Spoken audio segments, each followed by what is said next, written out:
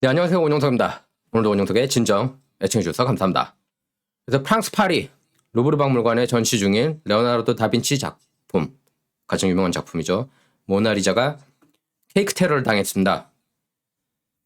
지난 29일인데요. 현지 시각으로 29일 벨기에 일간 등 여러 외신에 따르면 이날 할머니로 분장한 남성이 휠체어를 타고 그림 앞까지 다가갔습니다. 이어 휠체어에서 일어나서 모나리자를 보호하고 있는 유리판에 케이크 한 조각을 던졌습니다. 이 남성은 케이크를 던지면서 지구를 생각하라. 지구를 파괴하는 사람들이 있다. 모든 예술가들은 지구에 대해 생각해야 하며 이것이 내가 테러한 이유다. 이렇게 말했다고 합니다. 다행히 모나리자는 지난 1950년 발생한 황산 테러로 손상을 입은 이후 두꺼운 방탄 유리에 쌓여 있어 손상을 입지는 않았습니다. 레오나르도 다빈치 걸작으로 불리죠. 모나리자는 이전부터 각종 순환을 겪어왔습니다. 모나리자는 1911년 도난 사건이 발생해 약 3년이 흐른 뒤에야 발견됐고 1950년대에는 황산과 돌멩이 세례를 맞아떨어져 나간 물감을 복원하는 작업을 거쳤습니다. 1974년 일본 도쿄 국립박물관에서 전시됐던 당시에는 박물관에 관람 방침에 물반을 품은 한 관람객이 빨간 페인트를 뿌렸습니다. 그리고 2009년에는 러시아 국적의 여성이 프랑스 시민권을 받지 못한 것에 불만을 품고 찻잔을 던지기도 했습니다. 모나리자는 세계에서 가치가 가장 높다고 평가되는 미술품인데요. 프랑스 정부는 모나리자의 경제적 가치를 최대 한국 돈으로 40조 원으로 평가한 적이 있습니다. 자, 그리고 텍사스주 총기 난사 사건 후속인데요. 텍사스주 공공안전국이 19명의 어린이와 2명의 교사가 사망한 난사 사건의 대응 실패를 인정했습니다. 텍사스주 공공안전국 스티브 마크로 국장은 지난 27일 열린 회견에서 경찰 지휘관은 총기 난사가 아닌 인질극 대치 상황으로 전환된 것으로 현장 상황을 잘못 판단했다 이렇게 밝혔습니다.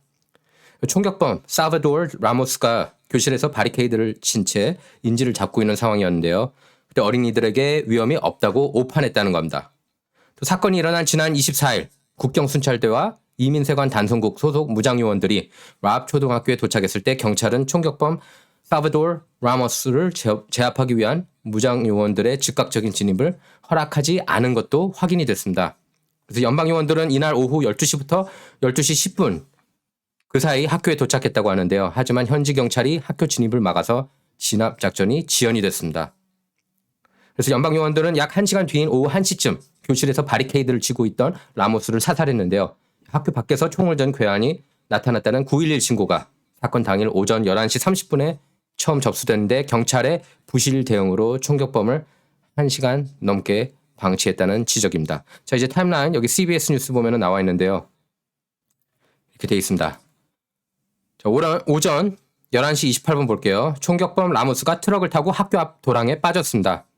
2명의 남성이 인근에서 사고가 난 것을 보고 차로에 향했는데요. 이들은 라모스가 총을 들고 있는 모습을 보고 반대 방향으로 달아났습니다. 그래서 라모스가 이들을 향해 총을 쐈지만 맞지 않았고요. 또 오전 11시 30분 보겠습니다. 오전 11시 30분 보면 교사 한 명이 트럭 사고와 총격범을 경찰에 신고했습니다. 11시 30분에 처음 신고한 거예요. 그리고 11시 31분 총격범이 학교를 향해 총을 쏘기 시작했고 오전 11시 33분 총격범이 학교 안으로 들어갔습니다. 그래서 111번 교실과 112번 교실을 향해 총격을 시작했어요. 111번과 112번 교실은 서로 붙어 있는데요. 총격범은 교실에서 최소 100발을 쐈습니다. 보면은 111번 그리고 112번 교실은 서로 붙어 있는데요. 총격범은 교실에서 최소 100발을 쐈고요. 오전 11시 35분 3명의 유벨디 경관이 학교로 들어갔습니다. 2명은 총격범에게 저격당해 부상을 입었는데요. 이후 3명의 경관과 셰리프국 요원이 추가로 학교로 들어갔습니다. 자, 오전 11시 37분 보겠습니다. 여기서 총격범이 16발을 또 추가로 쐈습니다. 그리고 오전 11시 51분 경찰국 서전투와 다른 법집행 에이전트들이 학교로 들어갔고요. 오후 12시 3분에 19명의 경관이 학교 복도로 들어갔습니다. 112번 교실 학생이 911에 전화해서 1분 23초 동안 통화하면서 자신이 112번 교실에 있다고 조용하게 말했습니다. 바로 12시 3분이에요. 그 다음 오후 12시 10분 같은 학생이 다시 911에 전화해서 911에 전화해서 여러 명이 사망했다고 신고했습니다. 또 오후 12시 13분 같은 학생이 또 911에 전화했고요. 오후 12시 15분 국경수비대 요원들이 학교에 도착했습니다. 그리고 오후 12시 16분 같은 학생이 다시 911에 전화해서 8명에서 9명의 학생이 아직 살아있다고 전했습니다. 이때 911에 누군가 전화했는데 3발의 총성이 들렸습니다. 그리고 오후 12시 36분 같은 학생이 또 911에 전화해서 총격범이 총으로 문을 쏘고 있다고 했고요.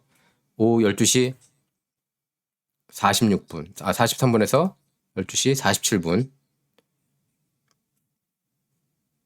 같은 학생이 또 전화하면서 제발 지금 당장 경찰을 보내주세요. 이렇게 얘기를 하고 있습니다.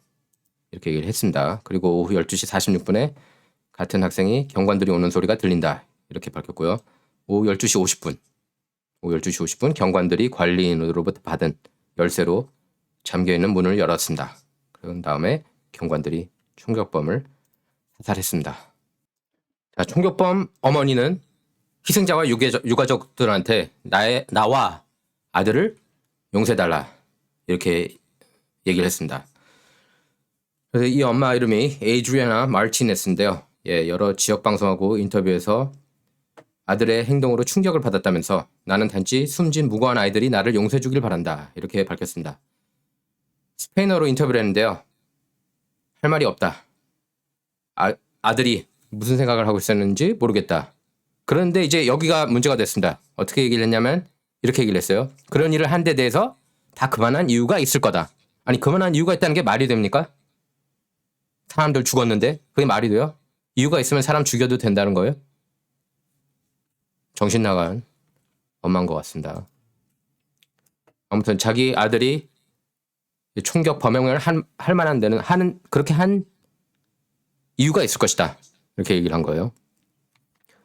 그래서 부디 그에 대해 평가를 내리지 말아달라. 이렇게 얘기를 했습니다. 그러니까 죽였을 만한 이유가 있을 거다. 이딴 식으로 얘기한 거예요. 자, 총격범 할머니가 이번 총격 사건 첫 희생자였는데요. 라모스는 롭 초등학교로 차를 몰고 가 초등학교 19명 등 21명을 사살하기 전에 집에서 할머니를 총으로 쏘았습니다. 할머니는 총알이 턱과 뺨을 관통하는 중상을 입었지만 다행히 목숨은 건졌고요. 하지만 큰 보건 수술을 해야 할 상황이라고 언론들이 전하고 있습니다. 레이즈는 라모스가 엄마와 문제가 있어서 자신들과 함께 살았다면서 할머니는 라모스에게 모든 것을 다 해줬다 이렇게 밝혔습니다. 이 레이즈는 이제 외할아버지 이름이에요. 총격범. 그래서 요리를 해준 것은 물론 라모스가 패스트푸드 식당에서 밤에 일을 마치면 그를 차로 데려오곤 했다면서 라모스가 왜 할머니에게 화가 났는지 이해할 수 없다. 이렇게 그 할아버지, 그러니까 남편이죠. 그 할머니 총에 맞은 할머니 남편. 롤란도 레이즈입니다. 이름이. 그렇게 얘기를 했어요. 이해가 안 간다고. 정말 그래서 이거는 엄청난 실수를 한 겁니다. 경관들이 국경순찰대 그리고 이민세관 단서국 요원들 들어가는 것을 막지 말았어야죠. 1시간 가까이 늦어진 겁니다. 대응이. 그래서 한심합니다. 네, 그리고 난시 펠로시. 문제의 난시 펠로시 하원의장 남편 파워 펠로시가 지난 토요일 밤 음주운전을 한 혐의로 체포돼 기소됐습니다. 나파 카운티 교도소 기록에 따르면 펠로시는 지금 82살이거든요. 펠로시는 또 재선 도전한대요. 84세까지 있겠죠. 어쨌든 지역구에서는 인기 많으니까. 펠로시는 일요일 오전 4시 13분 현지 시각으로요. 교도소에 수감됐고 오전 7시 26분 석방됐습니다. 보석금은 $5,000로 책정되는데요. TMZ에서 특종을 터뜨렸습니다. 연예 전문 웹사이트죠. TMZ에서. 그리고 파워 펠로시가 체포된 시간은 토요일 밤이었습니다. 11시 44분. 기록에 따르면 펠로시 의장 남편은 차량법 23,152조에 따른 두 가지 조항을 위반한 혐의를 받고 있는데요. 음주운전으로 기소됐고 혈중 알코올 농도는 0.08% 이상이었는데 두 혐의 모두 경범죄에 해당합니다. 포도주 산지로 유명하죠. 예, 나파 카운티는 캘리포니아 베이 지역에 위치해 있고 펠로시 의장이 수십 년간 대표해온 지역구인 샌프란시스코 인근에 있습니다.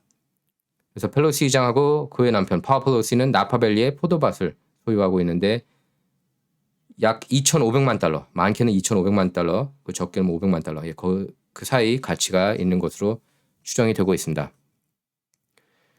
하원 의장실 대변인은 펠로시 의원이 이 보도에 대해 알고 있다고 확인했지만 펠로시는 이 사건에 대해 언급하지 않을 거라고 밝혔습니다. 펠로시 의장은 이날 오후 로드 아일랜드에 머물면서 브라운대 졸업생들에게 졸업식 연설을 했습니다. 파워 펠로시 보면은요, 벤처 캐피털과 투자 회사를 운영해 왔습니다. 잠깐 얼굴을 볼까요? 네, 펠로시 부부입니다. 파워 펠로시는 벤처 캐피탈 그리고 투자 회사를 운영해 왔고 체포 당시 혼자 운전하고 있었는지 여부는 아직 밝혀지지 않았습니다. 예, 이들 커플은 1963년에 결혼했습니다. 자, 이번 오베드 시간은 오베드가 아닙니다. 죄송합니다. 예, 진정 시간은 여기서 마치도록 하겠습니다. 예, 진정은 좌와 우를 말하는 시간이 아닙니다. 옳고 그름만 논하는 시간입니다. Not about left or right, all about right or wrong. 감사합니다.